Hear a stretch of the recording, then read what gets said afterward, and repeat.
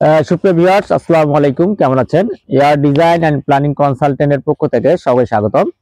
আপনারা দেখতে পাচ্ছেন আমাদের একটি প্রজেক্ট। এই প্রজেক্টটি আজ বেজের যে রড এবং যে লেআউটটি এটা ফাইনাল চেক দেওয়া হবে। আমি আপনাদেরকে প্ল্যানটা দেখাচ্ছি। প্ল্যানটি দেখতে পাচ্ছেন, এটি মোটামুটি 35 ফিট বাই 44 ফিট জায়গার উপর প্ল্যানটি করা। এই যে প্ল্যানটি দেখতে পাচ্ছেন, এটি হলো প্ল্যান। এখানে রুম 4টি রুম রয়েছে, অ্যাটাচ টয়লেট দুটি, common toilet, drawing dining space, সামনে দুইটা পোর্টস রয়েছে। এই পোর্টস রাউন্ড কলম দুটো আছে, এই দুইটা।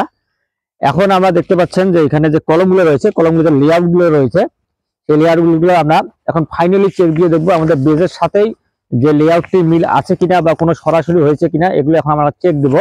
আমাদের সাথে আমাদের যে সাবকন্ট্রাক্টর মিস্ত্রি দেখতে পাচ্ছেন, সাবকন্ট্রাক্টর মিস্ত্রি আছে এবং এখানে যে ফোরম্যান সাথে আছে।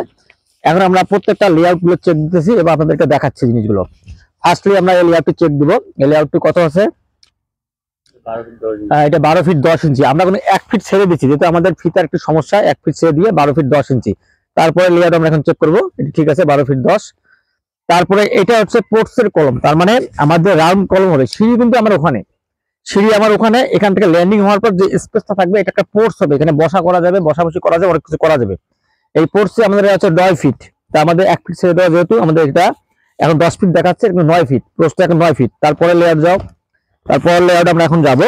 তারপরের লেআউটটি রয়েছে 12 ফিট 10 ইঞ্চি। তার মানে আমার দুই দিকে দুইটি রুম রয়েছে এবং মাঝখানে আমার সিঁড়িঘর রয়েছে। এই জন্যই এই 12 ফিট 10, অপর সাইডে 12 ফিট 10, এই সাইডে 12 ফিট 60, মাঝখানে আছে 9 ফিট আমাদের পোর্টস রয়েছে। হয়ে গেল। এখন আমরা এই সাইড যাব, এখন সাইড দিয়ে দেখবো সাইডের যে আমাদের লেআউট গুলো, এগুলো আমাদের ঠিক আছে কিনা। আমরা যে লেআউট দিয়ে গেছিলাম, সেই লেআউট দিয়ে যাওয়ার পরে লেআউটটি যাওয়ার পরে দেখতেছি আমরা যে এটি আবার ঠিক আছে কিনা। আমরা আবার চেক দিয়ে ফাইনালি চেক দিয়ে দিচ্ছি যে কোনো সমস্যা হতে, যেহেতু আমাদের কালকে আমরা ঢালাই কাস্টিং করবো। 13 ফিট 7, এটি হচ্ছে 13 ফিট 7। তারপরে আসো, আমরা এখন ঢালাই কাস্টিংটা যেহেতু আগামীকাল আমরা করবো, এই জন্য আমরা আজকে আগেই আমরা চেক দিয়ে নিচ্ছি যে কোনো আবার কোনো ভুল আছে কিনা। কারণ ভুল থাকলে এখনই কিন্তু আমরা সংশোধন করতে পাবো, কিন্তু পরবর্তী আমরা সংশোধন করতে পারবো না। তারপরে 13 ফিট 10, হ্যাঁ 13 ফিট 10। তারপরে যাও, এটি লেআউট হচ্ছে 13 ফিট 10। যেহেতু আমাদের একটা রুম আছে, একটা রুমের পরেই আমাদের ড্রয়িং ডাইনিং স্পেস বা টয়লেট রয়েছে, তার পিছনে একটা রুম রয়েছে। তার মানে আমরা এখানে গ্রিড লাইন দেখতে পাচ্ছেন, 4টা গ্রিড লাইন রয়েছে। তা আমরা ফার্স্টলি আমরা প্রথম গ্রিড লাইনটা আমরা চেক দিয়েছি, তারপরটা আমরা চেক দিচ্ছি। এখন দেখতে পাচ্ছেন এটা হলো 13 ফিট 11 ইঞ্চি রয়েছে। 13 ফিট 11 ইঞ্চি, রাইট, ঠিক আছে। তার পাশেরটা যাও। আমরা এটা যখন আমরা ঠিক শেষ হয়ে যাবে, তারপর আমরা চলে যাব আমাদের বেজের যে সেন্টার গুলো দেখবো বা বেজের মাপগুলো ঠিক আছে কিনা এবং অ্যাজ পার ডিজাইন হিসেবে ঠিক আছে কিনা, এটা আমরা তারপর চেক করব। লাস্ট আমাদের লেআউটটি এটা চেক দিচ্ছি, এটা 11 ফিট 10 ইঞ্চি, 11 ফিট 10 ইঞ্চি, ঠিক আছে, ওকে। এখন আমরা বেজের আমরা রডগুলো এখন মাপ দিয়ে দেখবো। আপনারা সামনে একটু আসেন। আমরা বড় বেস যেটি আছে এটা দিয়ে আমরা স্টার্ট করব। এখানে আমাদের দেখতে পাচ্ছেন মাঝখানে দুটি বড় বেজ রয়েছে, বেজ দুটি আমি দেখাচ্ছি। সেই বেজ দুটি আমরা এখন মাপ দিয়ে দেখবো যে আমাদের ডিজাইন হিসেবে ঠিক আছে কিনা।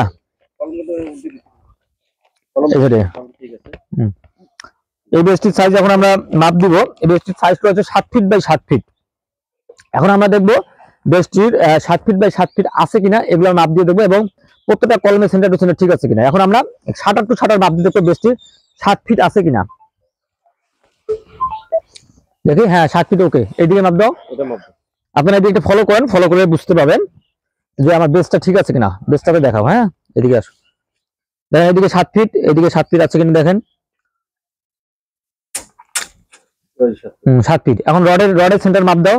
রড কত ইঞ্চি পরপর রয়েছে, রডের সেন্টারটা মাপ দিয়ে দাও। আমাদের রডের ইঞ্চি 5 ইঞ্চি পরপর রডের সেন্টারে মাপ দেওয়া আছে। 16 milli rod, 5 inch centre to centre, main rod এবং বাইন্ডার রড হবে। দেখেন 4টা বা 5টা ধরে হচ্ছে, 4 5 20, 20 ইঞ্চি রয়েছে। অপর পাশে দাও। অপর পাশে আমরা মাপ দিয়ে দেখবো যে ঠিক আছে কিনা। অপর পাশে মাপ দিয়ে দেখতে হবে 20 ইঞ্চি, ঠিক আছে। এখন কলমের ডায়াটা মাপ দাও, রিংটা মাপ দাও। 12 বাই 15 কলমের সাইজ রয়েছে। আমরা রিংটা মাপ দিয়ে দেখবো কত আছে। রিংটা কত আছে? 12 ফিট, 12 ইঞ্চি আছে, 1 ফিট। তার মানে আমরা 1.5 ইঞ্চি ক্লিয়ার কভার হলে আমাদের 15 ইঞ্চি ওইদিকে হবে, আর এদিকে 9 ইঞ্চি। তো আমাদের ক্লিয়ার কভার 1.5 ইঞ্চি 3 ইঞ্চি হলে 12 ইঞ্চি, 12 বাই 15। রিং এর স্টিরার মাপ দাও, ভার্টিক্যাল মানে লম্বায় কয় ইঞ্চি পরপর রয়েছে? 4 ইঞ্চি পরপর রয়েছে। আমাদের যে কলমের রিং গুলো রয়েছে এগুলো 4 ইঞ্চি পরপর রয়েছে। আর যে ভিতরে একটা করে টাই হুক, প্রত্যেকটা একটা করে টাই হুক দেওয়া রয়েছে, যা 4টা কলম নিয়ে আছে। আর এখানে দেখতে পাচ্ছেন এখানে রড আছে আপনার 8টা 16 মিলি রড আছে। কলমে মাদাম মাপ দাও, নিচে কলমে আমরা 16 মিলি রডের মাদাম সাধারণত আমরা অনেকে আপনারা জিজ্ঞেস করে থাকেন কত ইঞ্চি হয়ে থাকে, দেখেন প্র্যাকটিক্যালি দেখে নেন, মিনিমাম 18 থেকে 19 ইঞ্চি হতে হবে, মিনিমাম 18 থেকে 19 কত ইঞ্চি আছে?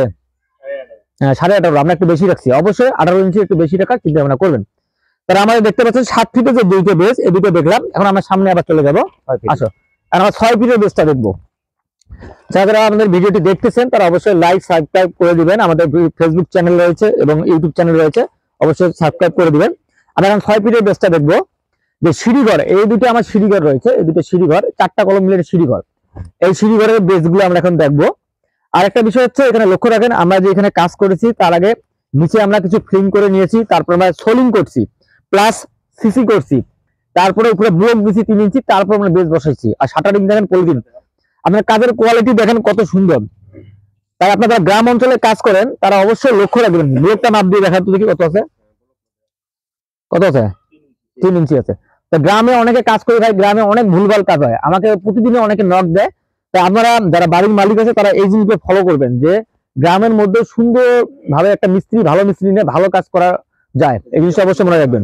আর আমরা এই কলমটা মাপ দিই, কলমটার সাইজ রয়েছে 12 8টি কলম আছে 16 মিলি রড, রিংটা মাপ দেন। আর যে ভিতরে যে রিংটা আপনারা দেখতে পাচ্ছেন, ভিতরে 6টি কলম নিয়ে, এটাকে বলা হয় আমাদের বাংলা ভাষায় বা আমাদের এইদিকে ভাষায় বলা হয় রৈতন রিং। রৈতন, এটা 6 কোণা রয়েছে, হ্যাঁ, রৈতন রিং বলা হয় থাকে। সরবুজ আমরা যেটাকে বলে ঠিক বাংলায় সরবুজ বলে থাকি। মাপ দাও, শাটার কলমে মাপ দাও, শাটার মাপ দাও। এবং আরেকটা বিষয় লক্ষ্য করি, এটা কিন্তু আমাদের কাট কিন্তু বেশি করে মারা আছে, তাই না?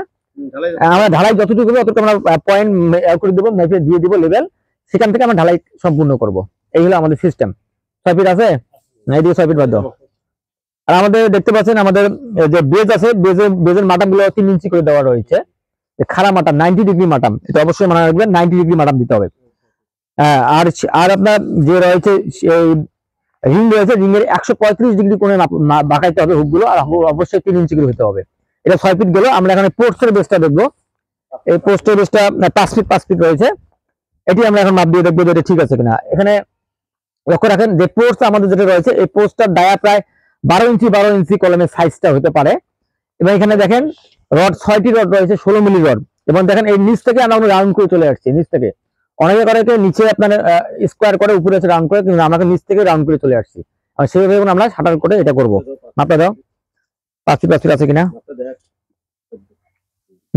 ওইদিকে দাও, ওকে ওকে, 5 ফিট বেজের মাপ দাও।